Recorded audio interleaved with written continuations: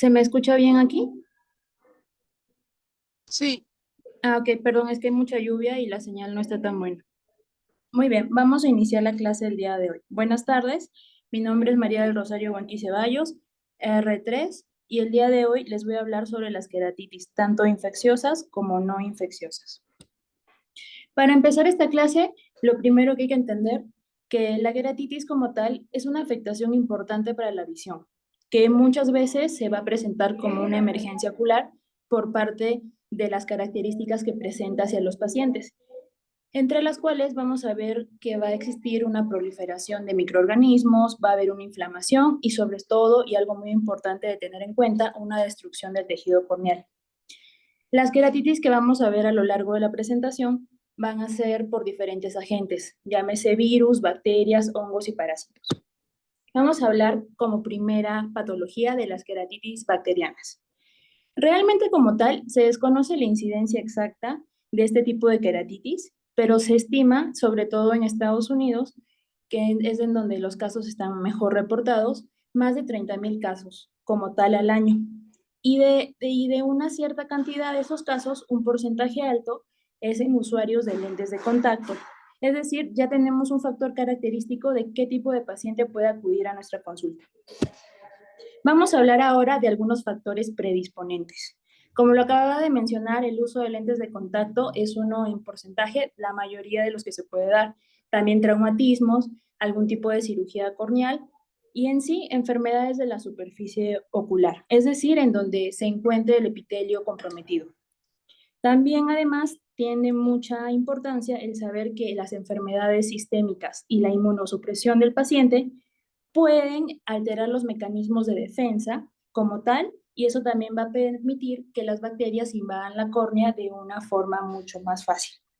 Aquí, por poner un ejemplo, en esta imagen sacada del manis, vemos una queratitis causada por pseudomonas. En este caso es asociada al lente de contacto blando, generalmente por el uso prolongado.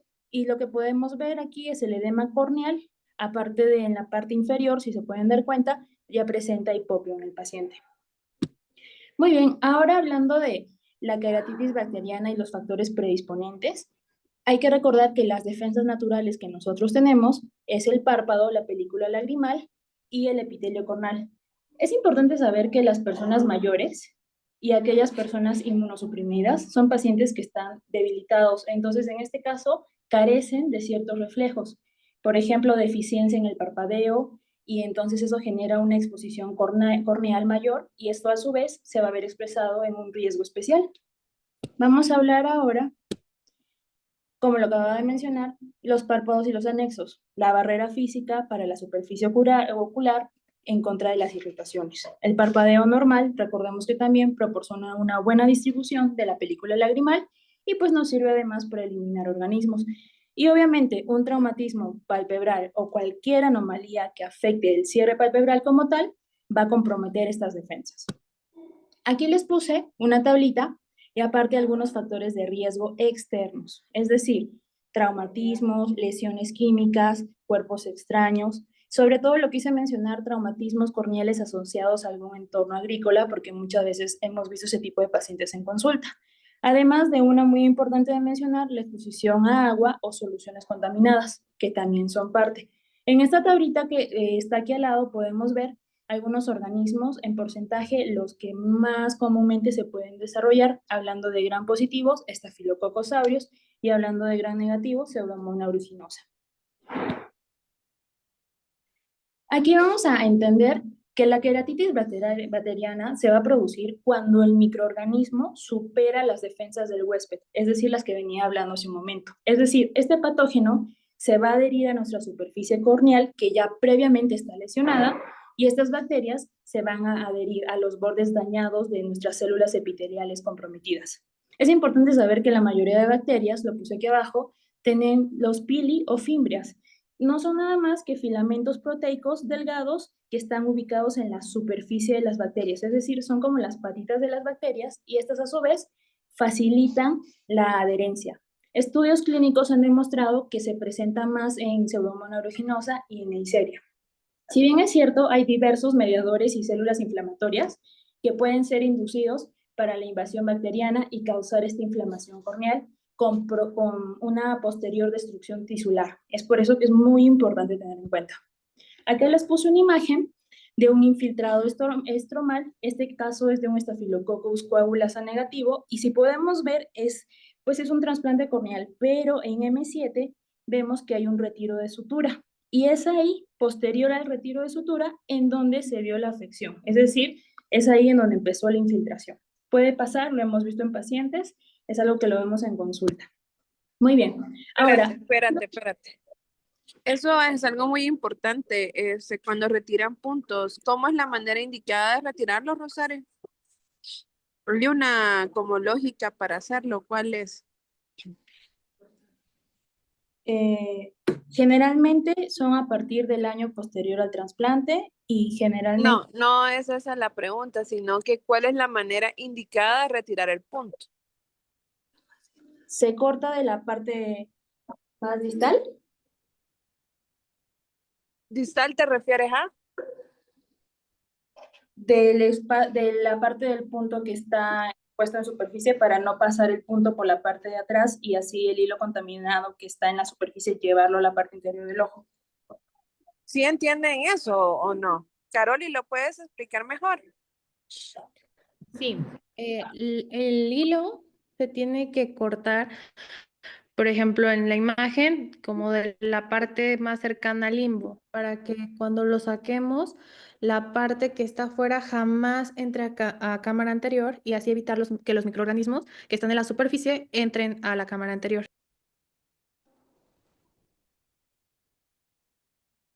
Ujú.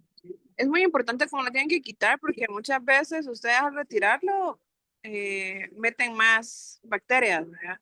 Entonces, y obviamente después de quitar un punto, tienen que colocar antibiótico. En zona 10, lamentablemente, todos los residentes de primer año han tenido la gracia de quitar los puntos con unas pinzas que quitan pestañas. Entonces, cuando yo me he dado cuenta, casi que me infarto porque no es con esas pinzas que se quitan los puntos. Esas pinzas son exclusivas para quitar pestañas. Entonces, ya se imaginarán cómo me ha hecho a mí el tic en mi cara cuando veo que quieren quitar los puntos con esas pinzas.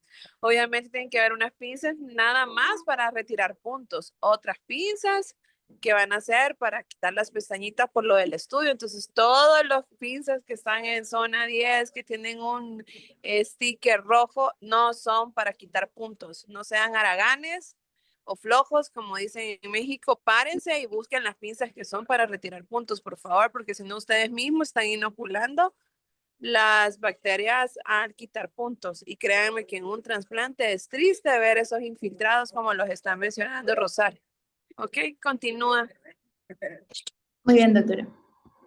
Muy bien, entonces, hablando un poco del proceso fisiopatológico para poder entender cómo es que se da, recordemos un poco de medicina general. La producción de las citocinas, como en este caso el factor de necrosis tumoral alfa, está muy importante en este padecimiento porque ellas provocan la adherencia de los neutrófilos, perdón, en vasos sanguíneos del limbo. Entonces, estas glicoproteínas, esta adhesión celular, hacen de que en este caso ICAM son las células endoteliales vasculares las que se van a ver afectadas. Ahora, muy bien, vamos a ver en este caso de pacientes la dilatación vascular de los vasos sanguíneos, tanto conjuntivales como limbares, y se van a asociar al aumento de la permeabilidad. Esto por el exudado inflamatorio que se va a dar hacia la córnea.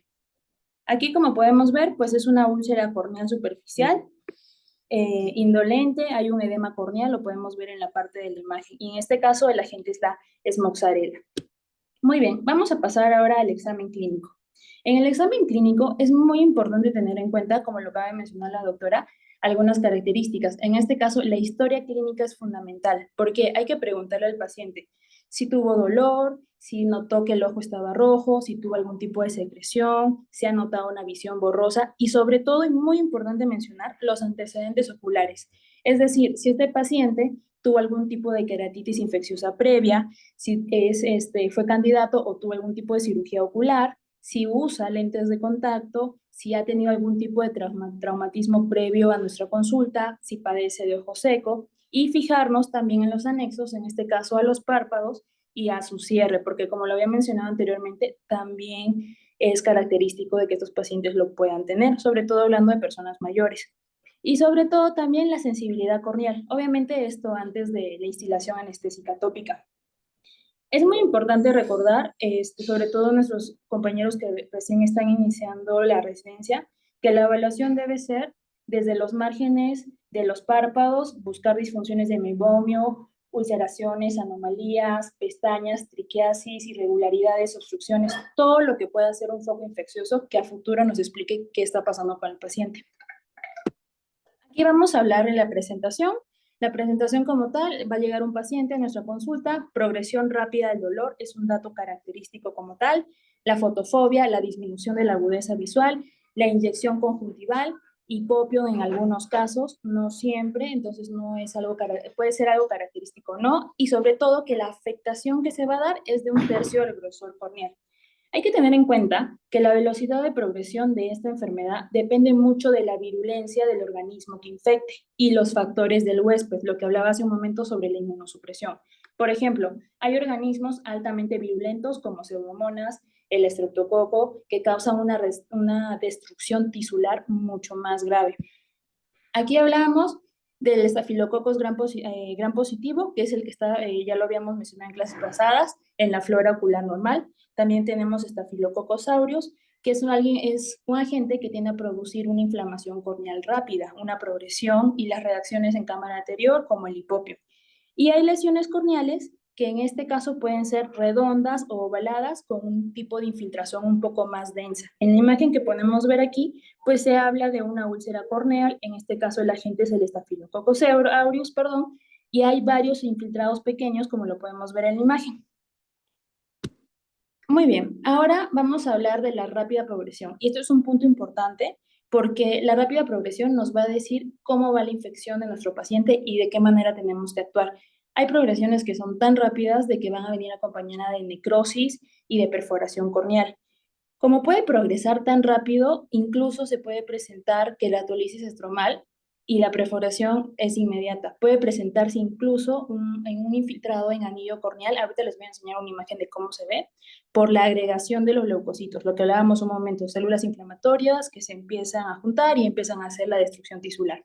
Aquí en la imagen vamos a ver un anillo estromal necrótico de una pseudomona. Como lo podemos ver, es central y en este caso hay que hablar también de que muchas afectaciones como tal van a estar relacionadas con muchos signos característicos. Entonces hay que conocer muy bien el caso en concreto y los antecedentes para ver de qué tipo de agente estamos hablando. Sobre los métodos diagnósticos, vamos a ver Con que... la fotito anterior, Rosario. Sí, doctora, perdón. Sí dijiste que esa es una foto, quiero ver, pseudomon. Ah, ok. Grábense esta imagen, chicos. Es idéntica a la foto si ustedes ven un paciente con queratitis por pseudomona. Yo lo vi en una paciente que tenía segmentos corneales y ocupaba lente escleral.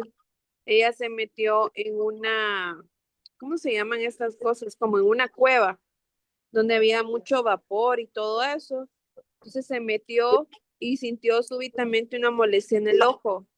Cuando llegó a la consulta, esa foto que ustedes están viendo era la paciente, o sea, fatal. Entonces, sí sospechamos de una pseudomona, obviamente el tratamiento fue súper agresivo. Terminó el trasplante, pero gracias a Dios la cicatriz, por así decirlo, leucoma que quedó después de la infección fue mucho más pequeño, pero el problema es que fue central. Entonces tuvimos que hacer eh, trasplante de córnea, pero esa foto grábensela, porque si ven una cosa de esas ya saben que es pseudomona. Continúa. Muy bien. Hablando de los métodos diagnósticos, había mencionado el raspado corneal, la tinción de Gran y los cultivos. Es lo más recomendable, aunque no siempre podemos contar con todos los factores para hacerlo, que antes de iniciar la terapia antimicrobiana se indique un frotis y un cultivo en casos donde el infiltrado corneal nos genera algún tipo de duda, para poder darle un tratamiento más adecuado y sobre todo porque muchas de estas enfermedades, como acaba de mencionar la doctora, pues pueden terminar en trasplante. Sobre todo es importante para guiar la modificación de la terapia en los pacientes con una mala respuesta clínica al tratamiento empírico, en este caso, si es que no se hubiera hecho el frotis como realmente se indica. Vamos a hablar ahora un poquito sobre el tratamiento como tal. Aquí les puse el cuadrito que aparece en Manis sobre la terapia antibiótica como tal, en donde hablamos si es un cefazolina, por poner un ejemplo, en gram positivos, en gram negativos. Les puse al lado también algunos medicamentos que es importante mencionar. Por ejemplo, en las cefalosporinas, la cefazolina tiene una excelente actividad y ya se ha demostrado contra gram positivos, y es muy importante tenerlo en cuenta porque no tiene tanta toxicidad al momento de la administración tópica. Otra también es la vancomicina, que va generalmente con estafilococos que son resistentes a la penicilina, y sobre todo porque se enfoca prácticamente en inhibir la pared la pared celular bacteriana. Entonces, en estafilococos aureus se ha notado que tienen muy buen pronóstico.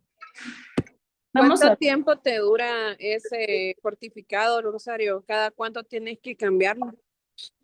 Porque no le vas a hacer el fortificado y lo va a tener 40 días, ¿verdad? ¿Cuánto es el tiempo máximo? Lo más indicado en un fortificado es primero poner la fecha de día de inicio, generalmente depende, son 7 días a lo que leí, y después de eso hay que cambiarlo porque no se usan preservantes y pues obviamente en vez de ser un bien, puede ser un cúmulo infeccioso, se va a echar a perder y pues, daña al paciente. 7 días dice la literatura, pero yo les sugiero que no lo hagan más de 5 días, chicos, porque la gente es sucia. Entonces, y si es más sucia la persona que está en el manejo, háganselo cada 3, 4 días, porque en Fundazúcar se ve mucho eso. Entonces, la gente no tiene buena higiene y llegan con los frascos todos cochinotes ahí, puercotes. Entonces, sí es importante hacerlo cada 4 días el cambio. El que va a gastar es el paciente, pero al final, obviamente, hay que salvarle ese ojito, ¿verdad? Entonces, consejo para la gente de Fundazúcar y Malacatán, que son unos lugares un poquito más, la gente de falta de limpieza, háganlo cada 4 días. Continúo. Muy bien, doctora, gracias. Ahorita vamos a hablar, lo quise poner también algunas alternativas terapéuticas. En este caso, cuando ya la infección ha generado una lisis corneal importante, podemos hablar del adhesivo tisular. En este caso, pues por el adelgazamiento corneal progresivo. Se dice, Manis lo menciona, de que lo más importante con el adhesivo tisular es dejarlo hasta que se desprende espontáneamente porque eventualmente se va a desprender, o en caso de que el paciente ya se presente una mayor complicación, pues se realice una queratoplastía. Los lentes de contacto terapéuticos también están entre las medidas alternativas, pero es muy importante de que se tome en cuenta de que solo se van a indicar cuando ya exista una erradicación de la bacteria, es decir, de que ya la infección esté apagada como tal. Si no, pues es un foco infeccioso. Vamos a hablar que otra opción también es la membrana amniótica, la queratoplastía y un colgajo conjuntival. Ahora, muy bien, vamos a pasar a queratitis de herpes simple. En queratitis de herpes simple hay que tomar en cuenta, recordando un poco medicina general, que el virus de herpes simple son patógenos que son capaces de causar infecciones, tanto asintomáticas como enfermedades activas. Tenemos dos, recordemos, virus de tipo 1 y virus de tipo 2, el 1 relacionado a la orofaringe y el 2 en las áreas genitales. Es importante saber que después de la entrada del huésped, es decir, después de la entrada del virus, esta infección primaria se va a empezar a replicar. El virus viaja a través de varios ganglios, trigémino, cervical, simpático, y ahí reside durante toda la vida del huésped. Es por eso que más adelante también vamos a hablar de virus del herpes zóster. Este proceso es tan rápido y tiene un inicio tan veloz de que puede comenzar entre 1 y 2 días después de la infección primaria. Es por eso que es muy importante, conforme a las imágenes que vamos a ir viendo, intentar identificarlo. A pesar de la respuesta inmune temprana que va a tener el cuerpo, hay muchos sitios de inoculación, entonces esto juega en contra del paciente. La enfermedad ocular causada por el virus es amplia y se va a ver reforzada sobre todo por la capacidad de infectar al huésped y sobre todo porque tiene una presencia latente, y pues entonces es complicado porque la reactivación es espontánea en muchos de los casos. La inflamación estromal causada por la queratitis del virus del herpes simple, como lo acaba de mencionar, está dada y acompañada por la replicación del virus.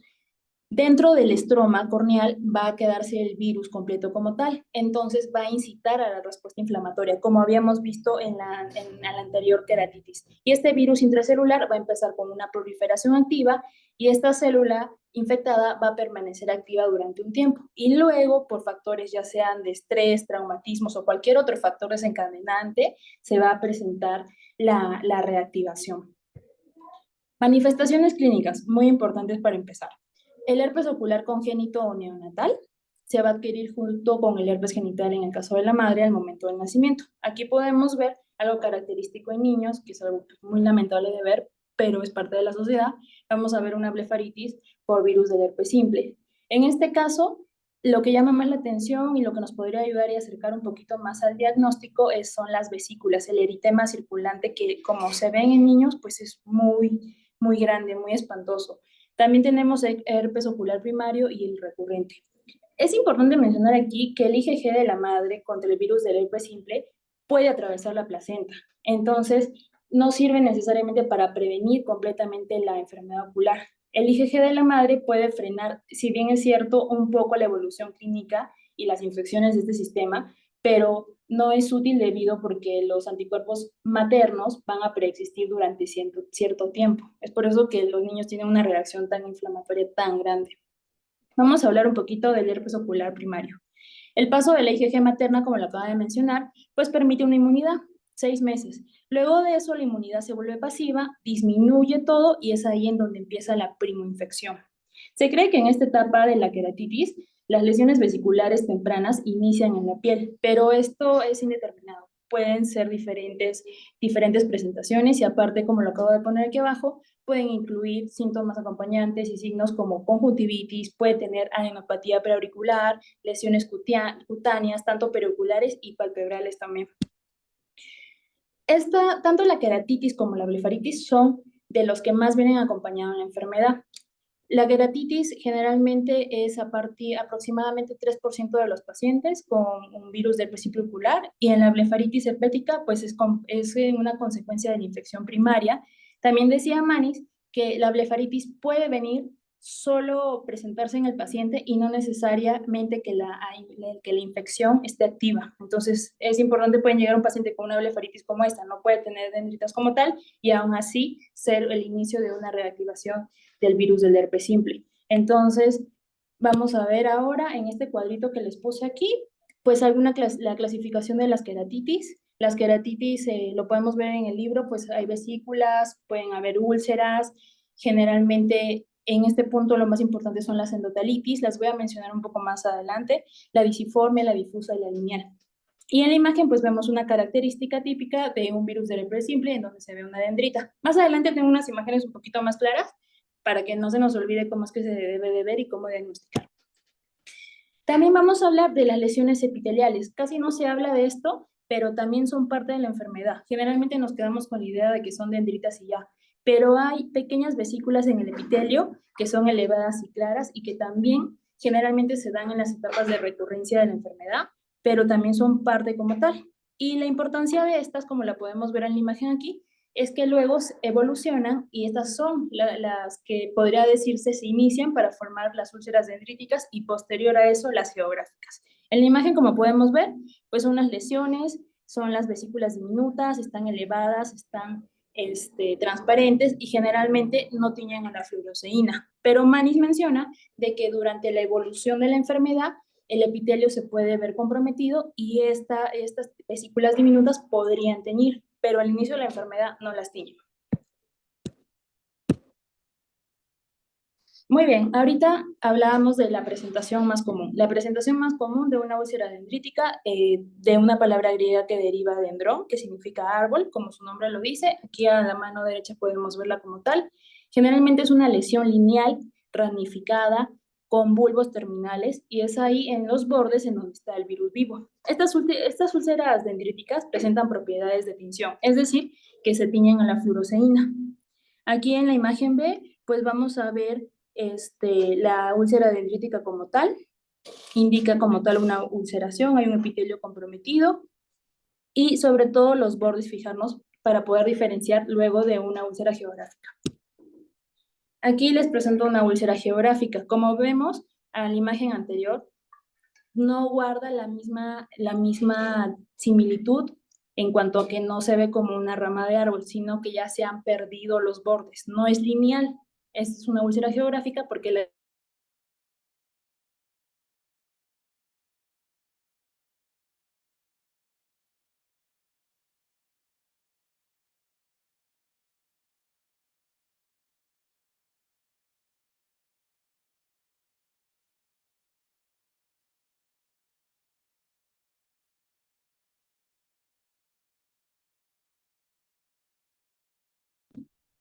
Hola, ¿me escuchan? Sí, doctora. Sí, doctora, como que se le fue el internet a Rosario. Ah, bueno, pues no soy yo. Bueno, démosle chance.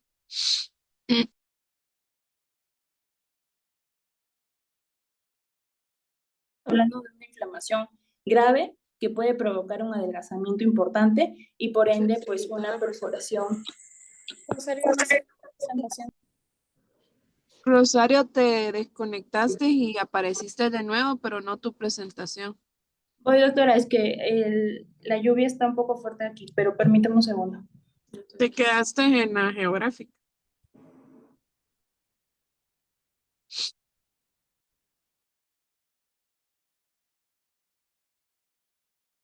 Terumi, aprovechando el tiempo muerto. ¿Cómo te estoy yendo en Malacatán? Pues hace un chorro de calor, doctora. El Pero departamento no tiene pero ni aire acondicionado ni nada, no hay entonces nos morimos ventilador. lento. Pues sí, pero empuje el aire caliente. Ay, Dios. Bueno, eso no. Creo que los del Club de Leones son los que dan. Pero como fundación, como todas, creo que no ayuda. Es que la proyecté yo. Pero en consulta, No, ¿cómo Fonda Super estamos? tiene Bien. aire acondicionado. Bien, consulta está bien, doctora. Pues estamos viendo pacientitos que están saliendo de promociones anteriores, Ah, que pues están complicadillas, pero pues se tratan bien.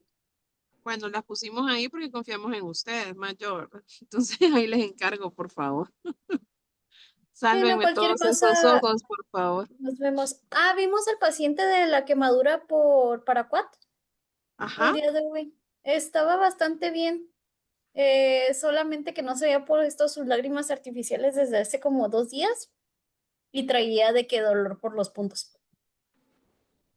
Bueno, que la Pero bien, aguante, ¿verdad? A ese paciente se le metió 2 veces a quirófano. Bueno, 3. 3. Porque la primera se le hicieron mal y se le fue, la segunda también, y hasta que Jonathan la hizo quedó súper bien. Pero bueno, Sí. qué bueno, que se sigue echando las gotas, que no moleste. Bueno, sigue este Rosario. Muy bien, doctora, gracias. Si me desconecto otra vez, Doc, es por el mal clima que tenemos en este momento. Una Te vas disculpa. a un árbol y te paras ahí y lo pones, o sea, rebuscas. ¿Dónde? Está bien, doctora, voy a preparar mi paraguas entonces desde ahorita. Muy bien, vamos a hablar ahora de la endotelitis. Como lo había mencionado hace un momento, pues también es importante mencionarla. No necesariamente se va a dar en los pacientes, pero es importante conocerla porque está asociada al virus del herpes simple. Vamos a tener que son tres, la disiforme, la difusa y la lineal.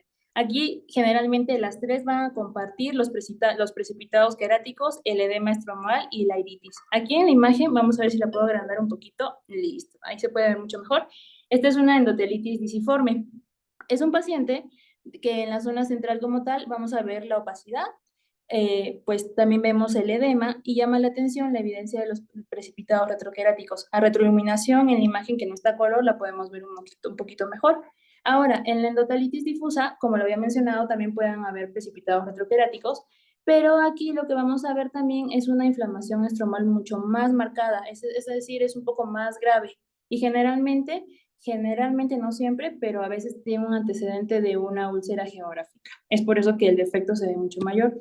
Y la que es más difícil de ver, pero si tenemos suerte de repente la podemos encontrar, es la endotelitis lineal. En la última imagen, como podemos ver, pues literal los precipitados retroqueráticos se van en línea. Entonces, si vemos una, ya sabemos de que hay una endotelitis como tal.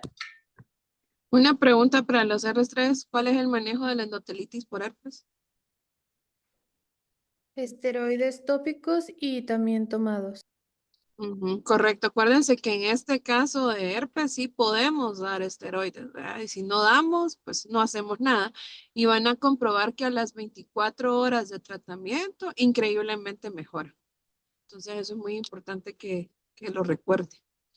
Ah, y también cicloplégicos, porque también puede ser algo doloroso. Ya, bueno, pero el esteroide es lo más importante. Ok. Muy bien. Aquí les dejé una tablita que Manis la pone sobre comparativa de lisiforme, difusa y lineal. Es un poquito de lo que les expliqué, pero pues nos sirve para repasar. Ahora les quise mencionar el estudio HEADS. Realmente, a pesar de que este estudio fue en 1994, aporta como tal algunos datos característicos en lo que mencionaba la doctora sobre la importancia del tratamiento con corticosteroides. El HEADS, les puse algunos puntos de los que habla tanto HEADS 1 como HEADS 2. Generalmente lo que habla son sobre el uso de corticosteroides y si el aciclovir oral, que es base de nuestro tratamiento, va a ir acompañado con esteroide, cuándo se va a hacer, en qué momento se va a empezar a iniciar y si realmente tiene algún tipo de efectividad real. Aquí les puse en una tablita de HEADS 1 y HEADS 2, de los que les acabo de mencionar, solo para tenerla en cuenta y por si tenemos alguna duda, pues recurrir rápido a ella. Y lo que se demuestra como tal en el estudio es de que, como acaba de mencionar la doctora, el corticosteroide sí está bien indicado, es beneficioso. Esto se menciona porque antes de este estudio se tenía mucho miedo al uso del corticosteroide por todo lo que implica como tal, pero realmente sí es de ayuda, sobre todo al momento de complementarlo con el aciclovir oral. En este caso, para el tratamiento, como lo acabo de mencionar, pues vamos a usar el aciclovir oral. También se puede, si se puede conseguir, el aciclovir también es una opción.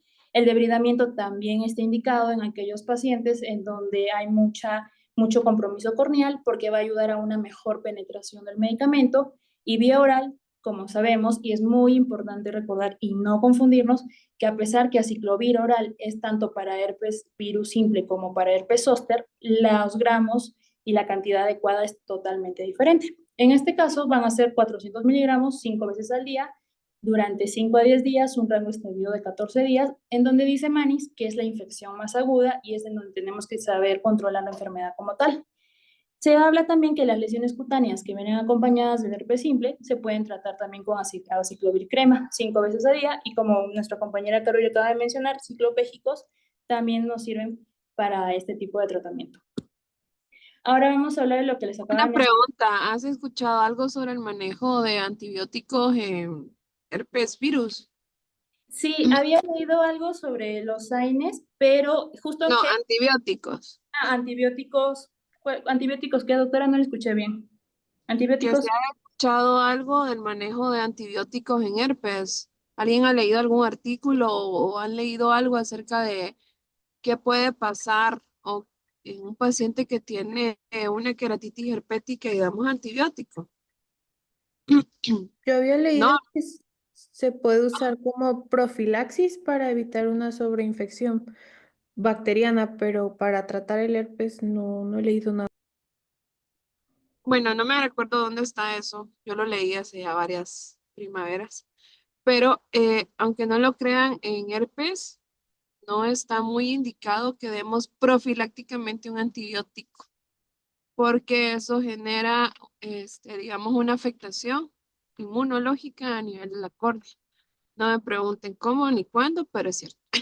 Ya lo comprobé, lo he probado con pacientes y sí, los pacientes que son manejados PO con aciclovir y tópico tienen una mejor evolución que cuando son y agregan un antibiótico profiláctico entre comillas. Entonces sí hay un cambio rotundo. Y yo lo he comprobado y sí. Entonces lo mejor si ustedes saben que tiene una característica herpética, pues solo den manejo de herpes. ¿Ok? Ok, doctora, gracias. Antibióticos prohibidos, entonces. No se nos olvida. Hola, Doc. Yo alguna vez leí que el hecho de dar antibiótico-terapia cuando no está indicada puede llegar a ser un escrutinio y entonces las bacterias de baja bacteriosidad, virulencia, de baja infecciosidad, se eliminan y se quedan únicamente las bacterias con una resistencia mayor y estas son las que terminan haciendo pues una sobreinfección. Correcto. Muy bien. Apaguen cuando puedan los micrófonos de sus compañeros para que no se oigan así mucho. Pero sí, correcto, eso es lo que les digo. Yo hace varios tiempos lo leí y yo dije, no, hombre, ¿cómo va a ser? Pero sí, es cierto. O sea, sí tiene mucho que ver eso. Ok, continúa, Rosario. Muy bien, doctora, gracias. Ahora hablando de la queratitis por herpes zóster. Ahí. Listo. Ahí está. Como sabemos, el virus del herpes zóster también es conocido como herpes virus humano tipo 3. En este caso, pues lo característico que ya sabemos de medicina general que va a tener dos presentaciones, varicela como tal y el herpes zóster. El herpes zóster, pues es la reactivación latente del virus que ya teníamos y generalmente que se guardan en los ganglios sensoriales, espinales o cerebrales. Aquí, a la imagen de lado, pues vamos a ver una queratuveitis por el virus del herpes zóster. Y lo que llama la atención son los precipitados queráticos, granulosos, difusos, que están dispersos. Y pues en este caso eso no es una imagen característica porque lo podemos ver en muchos casos, pero si ya tiene un antecedente de virus de herpes, podemos saber de que puede ser una reactivación y una de herpes zóster, que es un poco más complicada en el manejo. Ahorita lo vamos a ver un poquito más adelante. Para recordar un poquito, la alteración entre la estabilidad del virus y el huésped es lo que va a hacer de que la reactivación se dé. Habíamos hablado hace un momento de que pueden ser factores de estrés, algún traumatismo, algún factor que haga que esta vez se reactive. Ya que esté reactivado el virus, este se va a replicar dentro de las células del ganglio de la raíz dorsal, y esto va a generar el transporte. El transporte pues siempre va a ser axonal. El transporte de estos virones va a presentar las sensaciones y afectaciones cutáneas anormales, el dolor, la sensibilidad y sobre todo la erupción dermatomal que puede ser y es muy característica de un lado. Aquí les puse una imagen sobre los dermatomas y ahorita vamos a ver un poquito de por qué es tan importante tomar en cuenta esto. Dice Manis también de que no solamente puede afectar un dermatoma, puede afectar hasta 2 o 3 dermatomas cercanos al primer dermatoma donde se puso la infección. Recordemos, ahora, se pasó una imagen. Listo. Vamos a hablar ahora de las manifestaciones oftálmicas. Aquí vemos que la erupción vesicular en la piel también es un signo característico y es un hallazgo muy frecuente que lo vamos a ver en la infección por varicela o en la aparición de herpes zóster.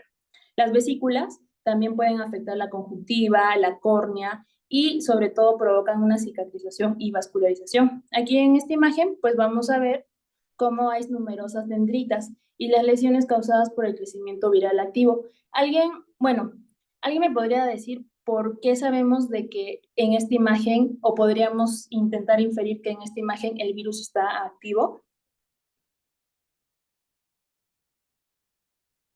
Bueno, Manny nos dice como secreto o como tip de que si vemos, hay una dendrita como tal, pero hay otras pequeñas que están cercanas. Entonces, eso es un dato de actividad. Es decir, de que no solo vemos a una comprometida, sino que las otras 3 o 4 que vemos a nivel centroperiférico están presentes, son más pequeñas, pero no quiere decir que a lo largo del tiempo vayan creciendo. Aquí vamos a hablar un poquito de Hutchinson y el síndrome de Hutchinson, que es muy característico en una replicación de herpes zóster. De las 3 divisiones del trigémino que acaba de mencionar, oftálmica, maxilar y mandibular, como lo habíamos visto en imagen, la oftálmica es una de las que más se ve afectada. Es por eso que les decía de que pues es importante saber reconocerlas. Recordemos de que en este signo vamos a ver, por ejemplo, cómo se ve en la imagen, es una persona que presenta escaras en la frente, en la ceja, periocular y sobre todo en la piel nasal. Nos dice que este signo característico, un porcentaje muy bajo, puede ser que en el otro lado contralateral de la nariz se presente, pero por lo general y casi siempre es en un solo lado. Entonces, esta es una reactivación como tal, vemos un edema, está el eritema, está el exantema, signo característico. Para el diagnóstico como tal, la presentación clínica, es decir, los cambios conjuntivales que se pueden incluir, reacciones papilares, foliculares, hay hiperemia, incluso hay formación de pseudomembranas, porque la infección es tan activa, es tan aguda, y como es una reactivación, generalmente viene acompañada de los síntomas más agudizados. Las erupciones vesiculares dentro de la conjuntiva pueden darse, no necesariamente tienen que aparecer, pero esto a su vez puede producir una cicatrización conjuntival extensa, lo que nos podría dar un simpléfaro. Entre las pruebas morfológicas que se hacen para detectar el virus, generalmente la más sencilla es la de Frotis de Pisanc, pero hay otras, puede ser PCR, también serología, o sea, IgM. Lo único es de que nos va a decir que está el virus, pero no nos va a decir de qué tipo. Es por eso que la clínica es tan importante para nosotros saber si es una herpes simple, si es herpes zóster, si es una reactivación. Aquí les puse una tablita sobre el tratamiento que Manning nos recomienda. Lo que había mencionado anteriormente, si bien lo recuerdan, eran 400 miligramos en el virus de herpes simple. En el zóster, como acabo de mencionarlo, es tan aguda la infección de que no son 400, son 800 miligramos de aciclovir vía oral. Y sobre todo, han salido estudios en donde Foscarnet y Cidofovir también pueden ser beneficiosos para el virus del herpes simple cuando hay resistencias a ciclovir. Muy bien, ahora vamos a hablar de la queratitis fúngica.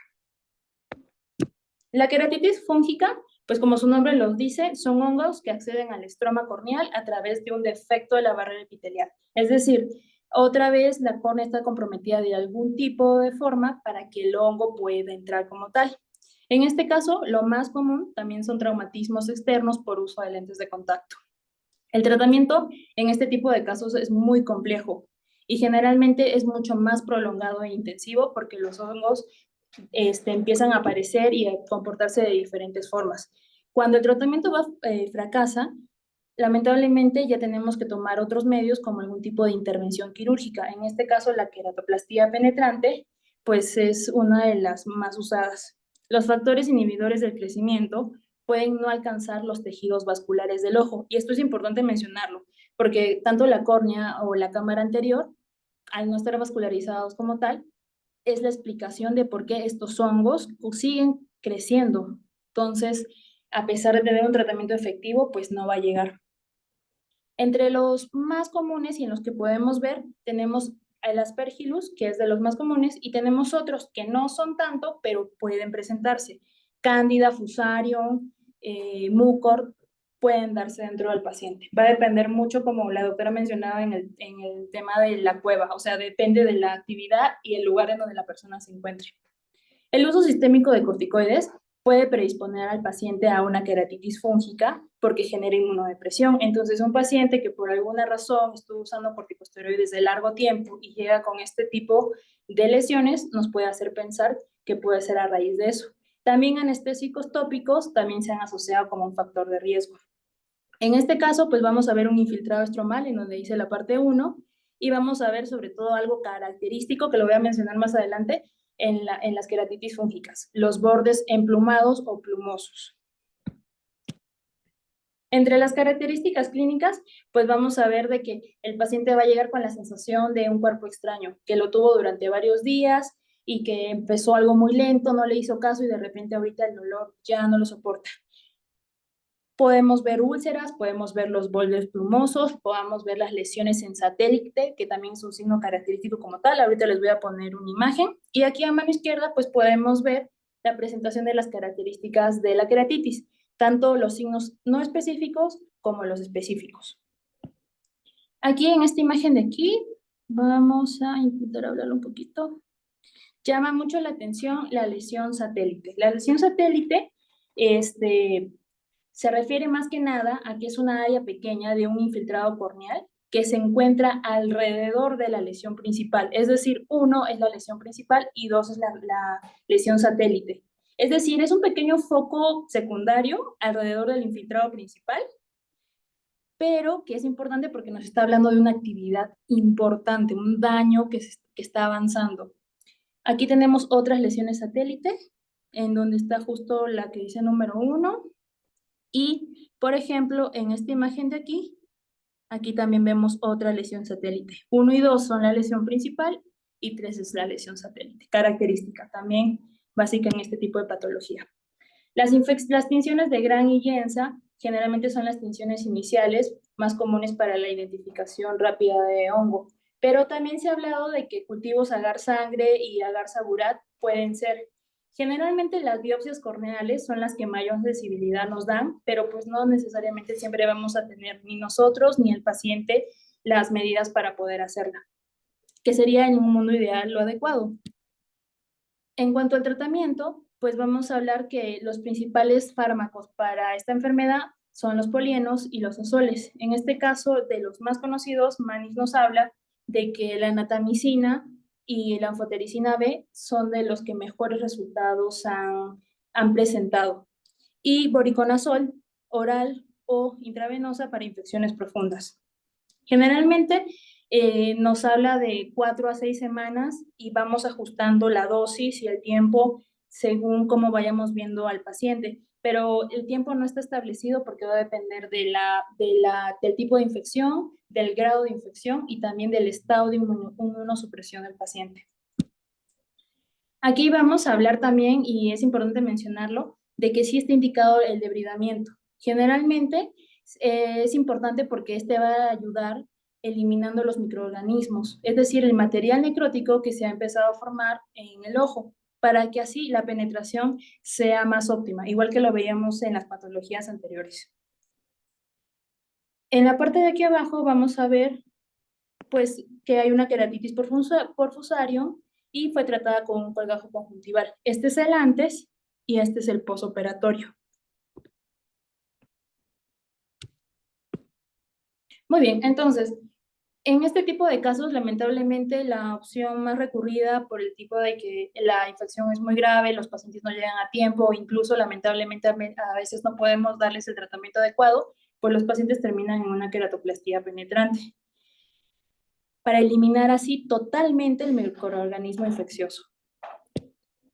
Ahora vamos a hablar de la queratitis por acantamoeba.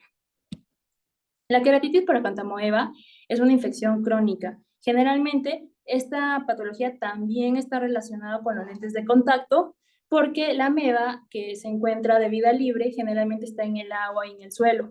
Y recordemos que los trofozoitos son capaces de penetrar los tejidos. Entonces, los factores de riesgo, una vez más, pacientes sanos, aparentemente, con el riesgo de lentes de contacto. Entonces, probablemente queratitis por acantamoeba. En este caso, no necesariamente es porque, bueno, nos ha llegado a consulta alguna vez, personas que con los lentes de contacto puestos se meten a las piscinas, se van al mar. A veces simplemente es por la limpieza de cómo conservan los lentes de contacto o el líquido que usan para poder limpiarlos y guardarlos en la noche. Entonces son focos infecciosos que el paciente no sabe que los tiene, de repente se puso los lentes de contacto una sola vez y con eso basta. Aquí en las fotografías les puse algunas imágenes características. Vamos a ver en esta de aquí, que la voy a agrandar un poquito. Aquí pues vamos a ver el infiltrado central. Este caso es difuso, la opacidad está central pero es generalizada. Y aquí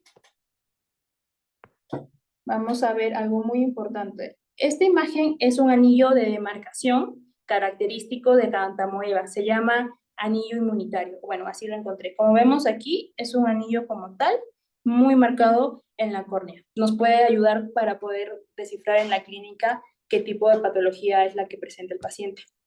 Hablando un poquito, esta imagen me gustó mucho porque habla básicamente de cómo estos trofozoitos de acantamoeba entran y penetran al ojo. La adhesión inicial de esta ameba se va a ver facilitada por una proteína que es la manosa, la cual está expresada en las células epiteliales corneales, es decir, le permite la entrada. Una vez de que las acantamoebas empiezan a entrar, vemos que el MIP-133, que es una proteasa, ayuda a que todo el epitelio corneal, como lo vemos aquí, vaya penetrando, se pasa al epitelio, hay la ruptura de la membrana de Bowman aquí y sigue penetrándose. Es por eso que la afectación es tan rápida y tan grave. En el cuadro clínico como tal, pues vamos a ver a la misma similitud de todas las demás. Visión borrosa, dolor intenso, la superficie estromal va a estar irregular, puede haber limbitis, también van a haber infiltrados, todos relacionados a la lisis corneal. En esta imagen que vemos aquí, pues es una imagen de acantamoeba y aparte también presenta un hipopion en la parte inferior. Muchas queratitis lamentablemente van a presentar características similares como lo vamos viendo. Entonces, realmente, como dice Manis, la única forma de asegurar que una queratitis por acantamoeba sea un poco más, que tenga un mejor resultado, es el reconocimiento temprano de la enfermedad y el tratamiento adecuado. En este caso, el tratamiento como tal son las biguanidas, son las de primera línea. En este caso, pues la clorhexidina al 0.2%. Nos dice y se recomienda que el tratamiento debe ser cada hora. Y conforme vayamos viendo cómo el paciente va reaccionando, sí se va a dar una reducción gradual. La duración, pues puede ser de 3 a 6 meses. Entonces estamos hablando, como lo acaba de mencionar un poquito atrás, son infecciones de larga duración, de difícil tratamiento. Incluso se ha visto que hay casos graves que llevan 1 año con el tratamiento. Es obvio que durante el año se va a generar una resistencia porque seguimos usando el mismo porcentaje de tratamiento. Manis nos dice de que en este caso la clorhexidina se puede aumentar al 0.04 o incluso al 0.06. El nivel de toxicidad a nivel corneal nos dicen que es muy bajo, entonces es un medicamento seguro para este tipo de infecciones. Ahora vamos a hablar de la queratitis no infecciosa. En la queratitis no infecciosa vamos a empezar con la queratitis estromal sifílica. En este caso es una inflamación no supurativa, sí tiene vasculatura, generalmente no es ulcerativa y como en todas las demás, estroma corneal está comprometido. El Treponema pallidum puede llegar al ojo durante la diseminación sanguínea, ya sea por el canal del parto, en este caso hablando de sífilis congénita. Generalmente, cuando hablamos de la congénita, puede empezar entre los 5 a 15 años, no necesariamente al momento del nacimiento. Y estadísticamente se ha reportado de que más es en niñas que en niños, por alguna razón. Hablando de la inflamación de la córnea en esta queratritis, generalmente empieza como una infiltración inflamatoria, con una ligera preferencia, más no siempre es así, en la córnea superior y en el estroma corneal más profundo. Como vemos en esta imagen, pues va a empezar, aquí vemos en la parte superior, en donde empieza la progresión de la queratitis estromal sifílica. Y luego viene acompañada de edema, el estroma, un edema inflamatorio estromal, la inflamación corneal, la neovascularización densa, como vemos en la imagen 3, pues ya es totalmente densa y difusa. En la inflamación corneal la vamos a ver desde diferentes formas, es decir, el cuadro inicial va a ser un edema endotelial. Luego de eso, este epitelio que permanece intacto puede erosionarse, entonces ahí ya empiezan las opacidades superficiales. Luego pueden empezar los infiltrados estromales y luego pues la opacificación y la inflamación progresiva. Llama la atención y es muy característico que a pesar que el edema es generalizado, luego cuando ya va avanzando en tanto la progresión de la enfermedad, este edema va a ser más central. Es decir, los infiltrados van a iniciar en la periferia superior, como lo habíamos visto en la imagen pasada, y la palescencia se va a ir centrando hasta netamente en la área de visión. Es por eso que muchos pacientes vienen muy comprometidos con la visión central.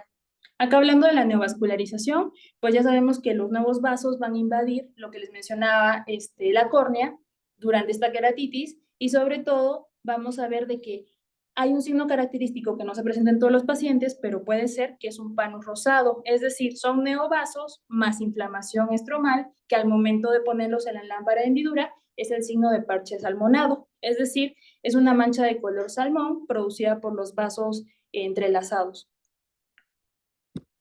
Ahora, vamos a hablar un poquito de la recurrencia. La recurrencia en este tipo de enfermedad es del 5 al 15% en los pacientes. Es decir, no es bajo, no es de que controlemos la enfermedad y no vuelva a pasar. La recurrencia puede ser entre 6 meses o pueden pasar muchos años y aún así no estar resuelta totalmente. El traumatismo ocular es un signo característico, o mejor dicho, perdón, un factor de riesgo para que pueda pasar. Generalmente dice la literatura que es unilateral y tiende a ser más leve que el primer episodio, pero puede presentarse muchas recurrencias a lo largo de la vida. Es muy bajo el porcentaje de 2% que se desarrolla en el otro ojo, pero puede pasar. Aquí les quise poner algunos signos característicos que son físicos que nos pueden ayudar a la clínica. Pues en este caso vamos a ver las protuberancias frontales, vamos a ver la nariz deprimida, el puente deprimido de la nariz, una mandíbula prominente, pueden ser niños que nos lleguen así, y este es un signo característico, los incisivos de Hutchinson, que son muescas y dientes muy espaciados. Yo creo que en consulta de medicina general lo hemos visto. Y aquí vamos a ver algunas pruebas serológicas. Es importante que las pruebas serológicas sean treponémicas y no treponémicas. Tenemos FTA, TPHA para la confirmación y un seguimiento de BRL o RPR. Recordemos de que las pruebas no treponémicas van a darnos la cantidad de anticuerpos que disminuye con el tratamiento. Es decir, estas pruebas nos van a servir para el monitoreo de la enfermedad después del tratamiento. Y las treponémicas, pues son las que nos van a detectar los anticuerpos específicos, es decir, si tienen la enfermedad o no. Entonces, unas son para detectar la información y otras son para darle seguimiento, es decir, si el medicamento que estamos dando es efectivo y si está bajando el conteo del virus. Ahora vamos a hablar de la queratritis sifílica adquirida. La aparición también, esta, si se dan cuenta, no es entre 5 y 15 años. Esta empieza mucho más jóvenes, empieza entre 2 a 15 años, posteriores a adquirir la sífilis. Muchos pacientes realmente no recuerdan ni el chancro primario, ni los síntomas, o pues a veces lamentablemente no tienen el conocimiento de que están enfermos. Entonces esta queratitis es más probable que se haya adquirido en una edad temprana y el paciente nunca se haya dado cuenta. Y una vez más, los traumatismos corneales pueden ser el factor desencadenante. Vamos a ver, hablando netamente de la inflamación de la córnea, que la queratitis se va a asemejar a la sífilis congénita, pero esta es unilateral y menos grave. En la otra habíamos hablado que puede ser en ambos ojos. Un signo no específico, pero que nos podría ayudar a dilucidar un poquito más, es que sea unilateral. Esta generalmente, pues la inflamación se va a dar por los mismos factores mencionados anteriormente, como es la infiltración de los linfocitos. Va a haber generalmente una predilección para la córnea superior igual que la anterior. La neovascularización, aquí también es importante mencionarla, porque en este caso, a diferencia de la otra, es más escasa. Entonces, ese podría ser otro signo característico que nos haga ver para poder diferenciar. Generalmente, esta también se permanece localizada y no está difusa, a diferencia de la otra, como lo habíamos visto anteriormente, que sí es difusa. Esta, pues, no son signos característicos, porque recordemos que en medicina nada está dicho, pero nos pueden ayudar un poquito más al momento de poder interpretarlas. En los hallazgos físicos de la sífilis adquirida, pues vamos a ver ganglios linfáticos agrandados, hay erupciones macupapulares en el tronco, en la palma de las manos, en la planta de los pies. Y sobre todo vienen acompañados a veces de pérdida repentina de la audición y de artritis aguda. Es por eso que la historia clínica en todo este tipo de patologías es fundamental. Algo que no se ve muy común, pero Manis lo menciona de que puede darse, son los vasos fantasmas. Los vasos fantasmas son los que vemos a mano izquierda, son una red filiforme que se entrelazan creando patrones de zigzag. Como lo vemos aquí, son como pequeñas líneas que están entrelazadas entre sí, son canales vasculares que a la retroiluminación se van a ver con mucha mayor facilidad. Generalmente estos vasos fantasmas también se pueden mostrar en la microscopía.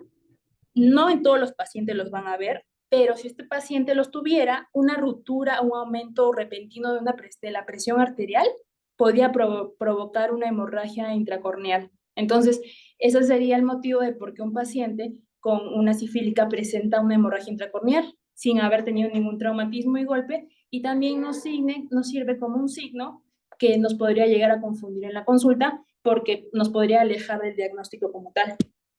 Aquí les puse una tablita sobre las diferencias entre sífilis congénita, virus de herpes simple, rubiola y citomegalovirus, para ver qué cosas tienen en común y lo que no. Generalmente, como lo podemos ver, la mayoría tiene una queratitis estromal o un edema corneal.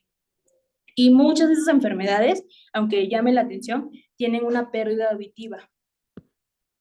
En cuanto al tratamiento como tal, pues terapia antiinflamatoria, parte de la penicilina benzatínica a 2.4 millones también. Y en la neurosífilis se habla de que la penicilina tiene que ser intravenosa. Aquí en el lado izquierdo vamos a ver por rangos de edad. Es decir, si hablamos de un lactante, si hablamos de un niño, si hablamos de un adolescente o de un adulto, pues las dosis medicamentosas van a variar. En cuanto al seguimiento, es muy importante y viene relacionado con lo que había dicho la doctora sobre los antibióticos, de que hay algo que se llama la reacción de Harish-Heisenberg, que me llama mucho la atención. Este signo o esta reacción se produce después de iniciar el tratamiento con penicilina. Es decir, no solamente se trata de dar la penicilina y decir, bueno, lo vamos a solucionar, porque este signo se va a dar por la liberación de lipoproteínas proinflamatorias que van a desencadenar una producción de factor de necrosis tumoral. Dice la literatura de que hasta un 40% de los pacientes con penicilina pueden tener este tipo de reacción, entonces no es baja. Si bien es cierto, no en todos los pacientes puede darse, pero realmente podría tener una reacción adversa. En este caso, pues las terapias serológicas también nos van a ayudar a la eficacia de esta terapia, es decir, cuántas veces o cuánto porcentaje ha reducido la infección. En este caso, un tratamiento adecuado y efectivo mostrará una reducción de 4 veces o más en el título de la prueba no treponémica a los 3 meses de la terapia. Y obviamente se va a sospechar de un fracaso del tratamiento cuando en la prueba no treponémica vamos a permanecer con títulos altos. En la terapia antiinflamatoria, pues los corticosteroides se van a elegir según la gravedad de la inflamación del segmento anterior. Es por eso que nada en medicina está dicho, porque si la inflamación no es aguda como tal y no queremos correr el riesgo innecesario, podemos declinar la dosis de corticosteroides. Si la vemos que sí es aguda, pues hay que usarlos. En este caso, prednisolona, a veces dexametasona, se puede usar. Y también un agente midriático ciclopégico también está indicado en este tipo de pacientes. Aquí pues estamos viendo el efecto inmediato del uso de corticosteroides. Es por eso que la doctora pues Gámez bien decía de que los corticosteroides van a ser totalmente efectivos. Aquí vemos de que hay en la imagen A una queratitis estromal y en la imagen B es la resolución de esta inflamación corneal 2 días después de iniciar la cortisona. Entonces, la mejoría es franca. Aquí les puse una tablita sobre el uso clínico general, la prevención primaria, secundaria, diagnosticar correctamente para poder llegar a un tratamiento efectivo. Ahora vamos a hablar de la queratitis intersticial no sifílica. La queratitis intersticial no sifílica es una inflamación no supurativa que se va a caracterizar una vez más infiltración celular, vascularización del estroma, pero aquí no va a haber una afectación tan grave del epitelio o del endotelio corneal. Este proceso generalmente patológico es una invasión directa de microorganismos. En este caso, todo va a estar mediado y vamos a ver cómo responde el paciente por la respuesta inmunitaria del paciente en sí contra los antígenos que están ya sean exógenos o endógenos. Aquí en la fotografía, pues vamos a ver un paciente con una historia de síndrome de Cogan, más adelante lo vamos a hablar, en donde se muestra una inflamación corneal extensa. La neovascularización, como la vemos aquí, también es extensa. Muy bien, vamos a hablar ahora del síndrome de Cogan. El síndrome como tal es una queratoconjuntivitis inducida no sifilítica ni infecciosa, asociada a enfermedades vestíbulo-auditivas. Y esta es la palabra característica y este es un signo que nos va a ayudar a poder diferenciar el síndrome de Cogan. Síndrome de Cogan siempre va a venir con una afectación vestíbulo-auditiva y va a tener también otro tipo de signos. Pueden ser acúfenos, hipoacusia, vértigo, náuseas, vómitos, similares a una enfermedad de Meniere. Entonces, a veces lamentablemente está en un inicio básico de la enfermedad y el paciente dice, bueno, doctora, es que vengo por mareos, y entonces generalmente podemos tener el error de decirle, bueno, no, pues los mareos no tienen nada que ver con oftalmología. Mentira, muy relacionado. De las queratitis que acabo de mencionar, 3 tienen relación con el problema auditivo, entonces es muy importante saberlo. En la epidemiología hablamos que la prevalencia es rara, 1 a cada 5 casos por millón. La edad típica, adultos jóvenes, lamentablemente, entre 20 y 40 años, no hay predilección del sexo. En las manifestaciones clínicas, pues pueden haber antecedentes de fiebre, cefalea, diarrea sanguinolenta, mialgias, atralgias, problemas e infecciones de vías respiratorias. Y aparte, a nivel ocular, pues puede haber iritis, puede ser unilateral o bilateral, lagrimeo y fotofobia. Entonces, en el síndrome de Cogan son cosas muy inespecíficas. Por eso es tan importante la historia clínica para intentar dilucidar cómo podemos diagnosticarlo bien. En los signos agudos, pues vamos a ver infiltraciones irregulares. En este caso, no son como en las anteriores patologías de que son regulares. En este caso, pues nos podría de alguna forma dilucidar un poco más la neovascularización corneal. también está presente. Este inicia en el limbo y produce signo de manchas en salmón, como lo habíamos visto anteriormente. Y en los hallazgos tardíos, la cicatrización estromal y los vasos fantasma. La disfunción auditiva también es característica del tipo 1 y en el tipo 2 también, porque hay Cogan tipo 1 y Cogan atípico. La única como tal diferenciación que podríamos encontrar o hasta el momento se ha podido concluir es que la típica muestra datos de conjuntivitis o escleritis, que en la Cogan típica generalmente no se mencionan. En cuanto a la etiología, pues como lo acaba de mencionar, es desconocida. Los hallazgos clínicos generalmente dice que hasta el momento lo único que se ha podido concretar es un mecanismo autoinmune y es un antígeno común, que tanto lo tenemos en la córnea como en el oído interno, más no se sabe nada más y pues la enfermedad está ampliamente diseminada. Generalmente el desencadenante de esta enfermedad tampoco se conoce, pero dice que hay muchos pacientes, la mayoría de ellos tenían problemas en vías respiratorias superiores, lo que sensibilizaban como tal el sistema inmunitario del paciente y pues desarrollaban esta enfermedad.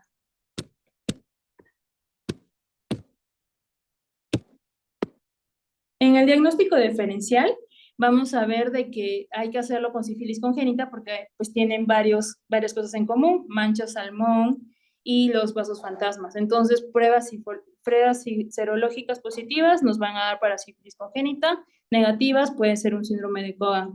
Aquí la evaluación de función vestibular es muy importante y también se debe considerar, aunque no son gol estándar, BCG, PCR, ANCA, ANA. Recordemos de que los ANCA pues son anticuerpos antinucleares, entonces están dirigidos contra los componentes de las células como tal y nos va a decir si hay alguna enfermedad autoinmune sistémica en el cuerpo. Esa podría ser de mucha ayuda para poder hacer una diferenciación. Las diferencias entre sífilis congénita y síndrome de Cogan, como son muy parecidas, se las puse aquí en un versus. En la sifílica, pues el inicio es lento, la distribución es limbar y generalmente hay una cicatrización corneal. En cambio, en Cogan, el inicio no es lento, es repentino, es algo súbito y la distribución es irregular. Y al ser irregular, pues rara vez causa una cicatrización progresiva. Ambas enfermedades comparten en común la pérdida auditiva, la disfunción del sistema vestibular, pueden venir acompañadas de vértigo, náuseas y vómitos. Aunque en sífilis congénita el porcentaje es muy bajo. Los pacientes con sífilis tendrán pruebas serológicas positivas para sífilis y en Cogan no. Y aparte, recordemos de la imagen que les acabo de poner, pues anomalías esqueléticas y dentales, que también nos pueden ayudar. Al momento del tratamiento, pues esteroides tópicos una vez más, a dosis bajas, y en dosis altas si la enfermedad vendría muy comprometida con el oído interno. Muy bien, también se puede administrar, como les acaba de mencionar, la prednisolona, son dosis decrecientes, y ahora, si el tratamiento fracasa y vemos un estroma corneal muy comprometido, lamentablemente, pues sí hay que evaluar y considerar el trasplante de córnea y pues el implante coclear en caso de una sordera permanente, porque Cogan lamentablemente si no lo llegamos a diagnosticar a tiempo puede terminar en una sordera permanente. Y por último vamos a hablar de la queratitis filamentosa. La queratitis filamentosa como tal es una afectación, como su nombre lo dice, en donde vamos a ver filamentos, es decir, complejos adherentes de moco en la superficie corneal. Estos filamentos como tal, pues son células epiteliales degeneradas que vienen acompañadas de moco que está firmemente adherida a la superficie.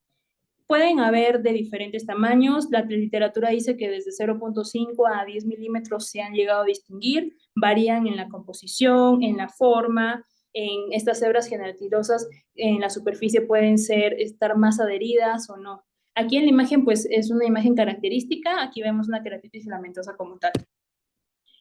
Estos filamentos se van a dar debido a una alteración en la película lagrimal o en la superficie corneal que va a predisponerlos.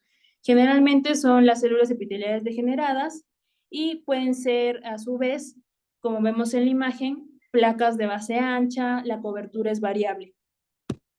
Aquí les puse un cuadrito que pone Manis sobre la degeneración del epitelio y los factores que pueden hacerlo, que la lágrima esté alterada, lo que acaba de mencionar, y factores mucosos anormales.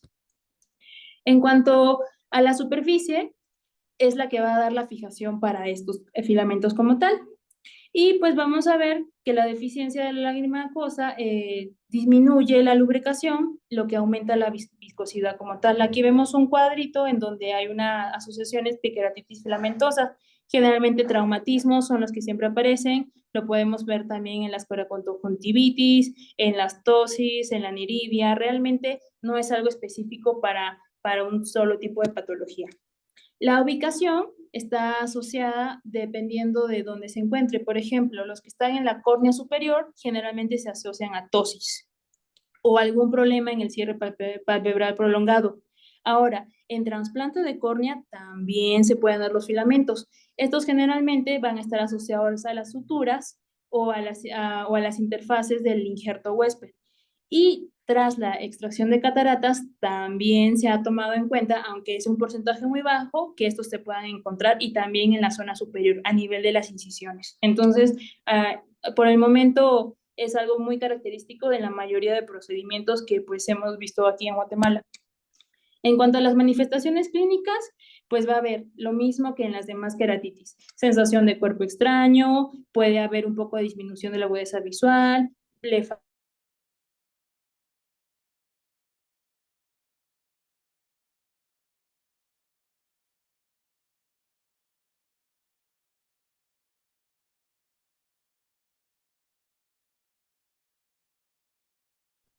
Se volvió a ir, ¿verdad? Sí, creo que la volvimos a perder. Y doctora se fue. Bueno, eso es usual con Rosario. Vamos a darle un chancecito a ver si regresa. Se desconectó, doctora, pero ya va a conectarse otra vez.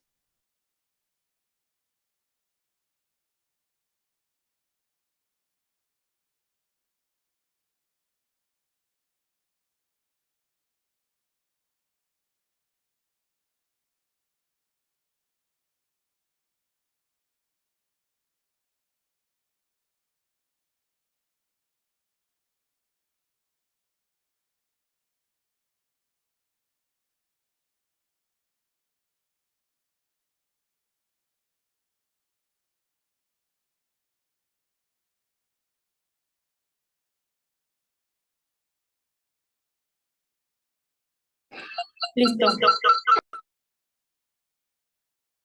Ya regresé del más allá. No se nos hace raro que te desconectes. Ya estoy en el árbol, doctora. Ya no puedo más. A ver, permítame. Vamos de nuevo. Ya es lo último. Pon otra vez la expo. ¿Qué dijiste, Luis? Es que no se ve la expo, que la pusiera otra vez nomás.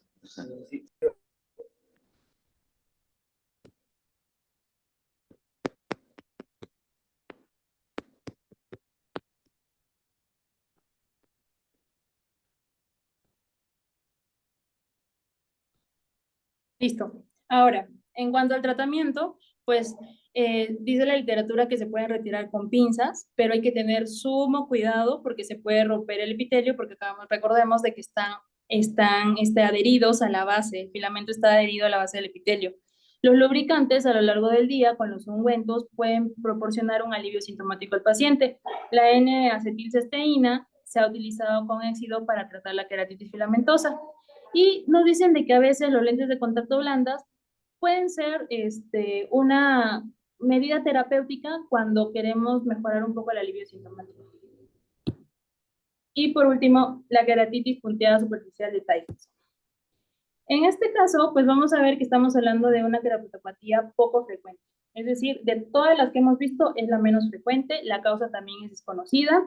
En este caso vamos a ver una queratitis, como vemos en la imagen, punteada, es escasa, muy difuminada, no hay hiperemia conjuntival que acompañe a este tipo de pacientes, por lo que no se provoca una neovascularización como tal. Como lo vemos en la imagen de mano izquierda, pues así es como se ve.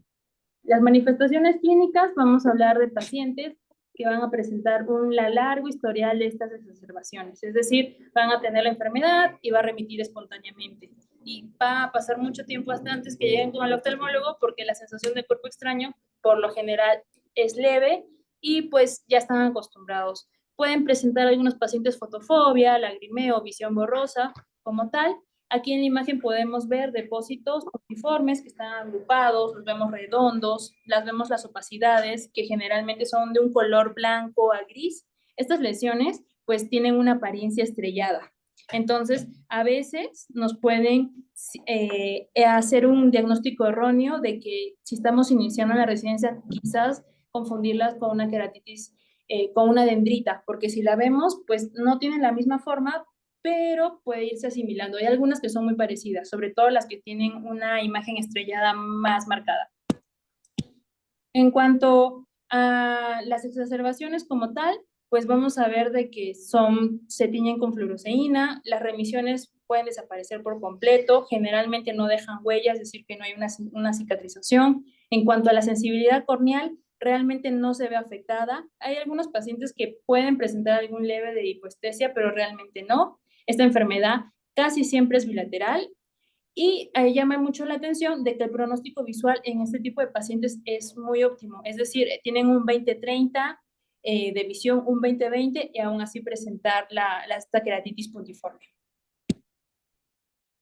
En cuanto al tratamiento, una vez más, corticoides tópicos, dosis bajas.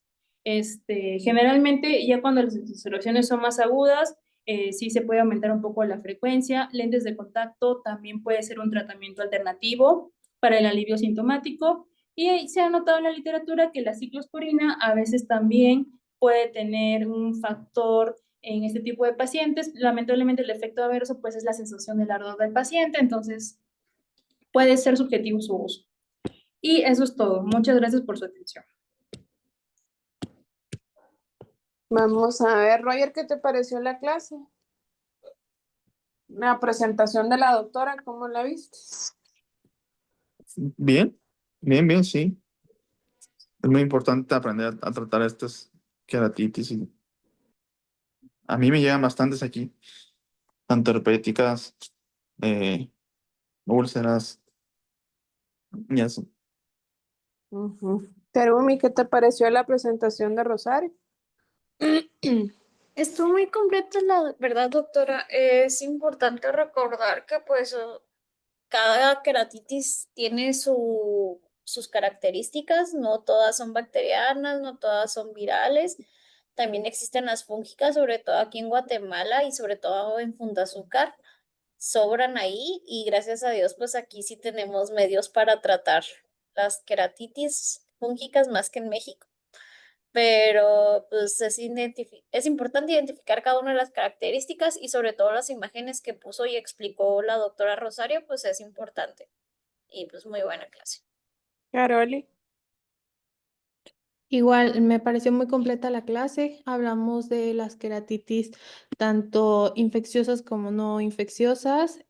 Por ejemplo, la filamentosa es más común de lo que pareciera y también saberla tratar es muy importante porque mucha gente deja los filamentos ahí y como comentó Rosario, es importante retirar los filamentos para que el paciente no tenga molestia y también es importante parcharlos después de quitar los filamentos. Muy completa la clase. Muchas gracias, Rosario. Bueno, la verdad a mí me gustó mucho la clase de Rosario. Cuando vi que eran 101 días, pues dije a la madre, vamos a terminar un poco tarde, pero la verdad no se sintió porque lo hizo bastante bien. A mí me gustó, entonces te felicito, Rosario. Muy completa, Gracias, la doctora. verdad. Igual pongan atención a las clases, ¿verdad? El día lunes tiene su primer examen de córnea. Yo sé que en los exámenes de la Galileo todos salen excelentes, pero cuando les pregunto fuera de esa área, pues salen mal. Entonces eso quiere decir que todos se dan copia, que lo hacen a medias el examen. Entonces es bastante triste saber eso, pero la verdad que cada uno se va formando como oftalmólogo, saben lo que van a salir, saben lo que van a hacer, entonces creo que si ustedes quieren ser oftalmólogos de verdad, pues tienen que estudiar más, ¿verdad? Entonces eso sí, se los aconsejo porque a mí esos 100 que se saquen, créanme que no les creo porque cuando les pregunto no saben nada. Entonces esos 100 solo son porque tienen todos los instrumentos a la mano, pero porfa, pónganse pilas porque el consejo en México, si no, no lo van a pasar usted.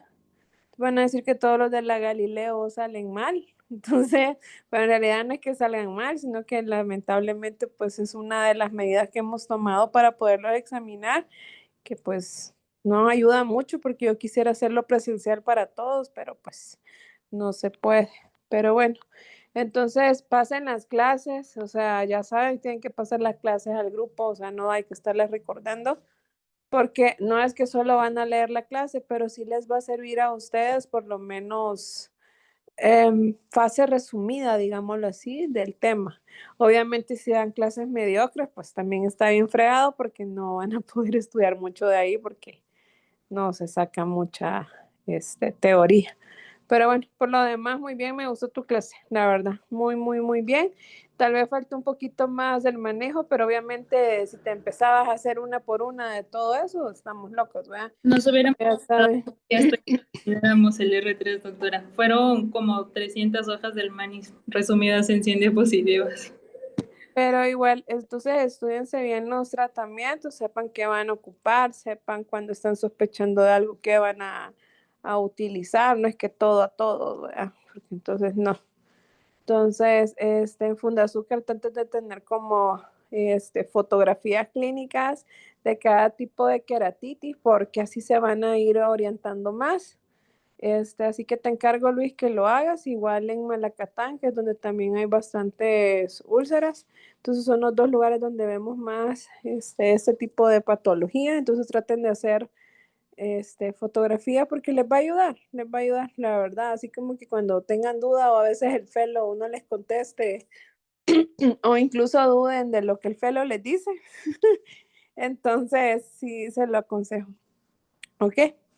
Bueno, pues pasen bonita noche. Nos vemos mañana para la casa de Laura. Bye bye. Ay, buenas noches. Gracias.